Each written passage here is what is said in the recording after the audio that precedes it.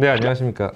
아마추어를 위한 골프용품 리뷰어 팬더입니다. 제가 오랜 장마에 라운딩이 줄줄이 취소되면서 사무실에 앉아서 모니터만 보고 있었어요. 책상머리에서 이렇게 서핑만 많이 하다 보니까 마케터로서 아쉬운 점이, 골프용품 같은 경우에는 신상품에 주로 마케팅 예산 같은 거를 다 몰빵을 하기 때문에 과거에 있던 그런 명품들은 묻혀지기 마련이거든요. 특히 우리나라에서 그런 양상이 많이 나타나는 것 같아요. 근데 제 생각에 초급자한테는 굳이 신상품 하이엔드가 항상 유효하다고 생각하지는 않습니다. 그래서 오늘은 클럽 구매나 교체를 앞두고 계신 초중급자분들에게 과거의 명기들을 소개할 수 있는 그런 시간을 가져보도록 하겠습니다. 해외 콘텐츠들 중에서 선정을 해서 인생 드라이버라고 꼽혔던 300개 키워드를 랜덤으로 분석을 해봤습니다. 그래서 그에 따른 언급 빈도 분석을 재래식으로 좀 준비를 해봤어요. 물론 이게 영어권 콘텐츠 분석을 통해서 나온 데이터이기 때문에 우리나라 정서를 완벽하게 관통하지는 않겠지만 명품 클럽이라고 불리는 것들의 흐름을 파악하는 데는 충분히 도움이 되시지 않을까, 그렇게 생각합니다. 1번 우드, 브랜드별로 순서를 먼저 매겨보면 테일러메이드 1순위, 2순위 캘러웨이, 그 다음에 타이틀리스트 핑 정도가 언급이 됐던 것 같습니다. 의외로 나이키랑 코브라가 2010년 이후에 성공 모델이 많음에도 불구하고 명품체로 언급이 많이 되었습니다. 가장 언급이 많이 됐던 1순위는 M2 드라이버입니다. 테일러메이드 같은 경우에는 M 시리즈에서 홀수번을 중상급자용, 짝수번을 초중급자용으로 분류를 하고 있죠. 아무래도 아마추어분들이 댓글을 많이 달아주셨기 때문에 M2가 많이 언급이 됐을 것 같기도 하고요. 지금 여기 제가 17년도로 써놨는데 16년도에 최초 출시가 되었고 17년도에 개선된 모델이 나왔는데, 지금도 PGA 프로들이 현재에도 2017년 M2 모델을 많이 쓰고 있다고 하니까 더 이상 클럽에 대한 구구절절한 설명은 필요하지 않을 것 같습니다. 참고로 선수들은 9.5 로프트를 많이 이용한다고 하네요. 어쨌든 이 M2 클럽은 댓글 분석을 하면서 가장 많은 아마추어들이 나의 인생체로 언급을 했던 그런 모델이었습니다. 그 다음에 10년이 안 된 클럽 중에서 저희가 구매할 만한 그런 상품들로 로켓볼즈, 그리고 SLDR, R1이 거론이 됐네요. 더 이전으로 거슬러 올라가면 박세리 선수가 우리나라의 테일러메이드 열풍을 일으켰던 당시에 R7 쿼드 모델이라든지 R5 모델도 많이 거론이 됐습니다. 버너는 83년 출시된 모델인데요. 생각보다 아마추어들 사이에서 명품 클럽으로 많이 언급이 되고 있었습니다. 다만 해를 거듭하면서 계속 리뉴얼을 해왔기 때문에 어떤 연식의 클럽이 가장 좋다라고 말할 수 있는지는 판단하기는 조금 어려운 부분이 있었습니다.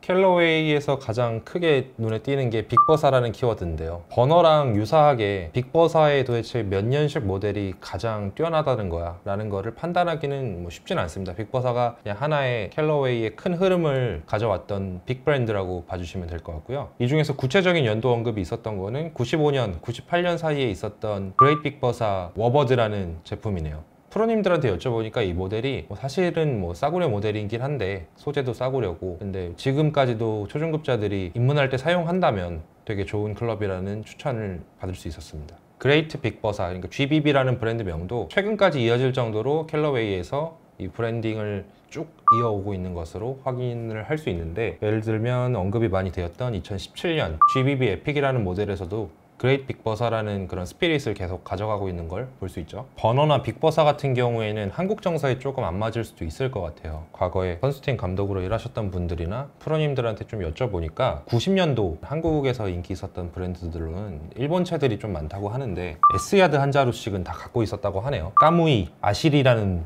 시리즈가 유행을 많이 했었고 이후에도 그 명맥을 좀 잘 이어오고 있는 것 같습니다. 그 외에도 브리지스톤의 프로 230이라는 모델도 일본체긴 하지만 우리나라에서 상당히 인기가 있었던 모델이라고 합니다. 캘러웨이의 큰 흐름을 좌우했던 채가 2005년에 또 언급이 되었었는데요.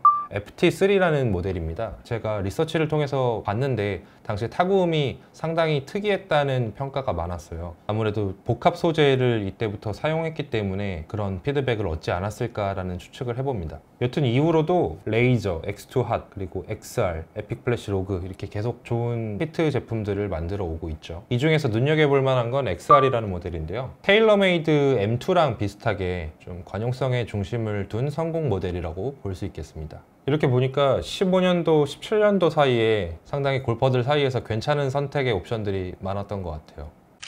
타이틀 리스트로 넘어가 볼게요. 타이틀 리스트는 하나의 특정 모델이 특출나게 뛰어나다라고 보기보다는 두터운 팬심을 꾸준히 이어가고 있는 것으로 보이고요. 굳이 꼽자면 98년도 975D라는 모델인데요. 타이거 우즈의 전성기를 함께했던 그런 모델이죠. 외에도 06년도에 950R이라는 모델도 평가가 좋았습니다. 이 중에 타이틀 리스트 D2번이라고 붙는 것들은 그 샬로우 페이스의 관용성이 중심인 초중급자를 타겟팅한 모델이라고 볼 수 있는데요. 여기서 910번, 913번 모델 같은 경우에는 구체적으로 D2번이 추천이 많이 됐고요. 이후로 이어서 915번, 917번까지 계속 두터운 팬심을 유지를 하고 있는 걸 볼 수 있을 것 같습니다. 덧글에 대한 연관 분석을 통해서 제가 알게 된 거는 타이틀 리스트를 쓰는 사람들은 충성심이 계속 많이 이어진다는 포인트였는데요. 덧글 다수가 예를 들면 나는 910 D2를 사용을 했는데 지금까지 훌륭한 드라이버라고 생각하지만 TS2로 갈아탔다 라는 그런 연관 언급들이 많은 걸로 봐서 한번 쓰게 되면 뭐 계속 쓰게 되는 그런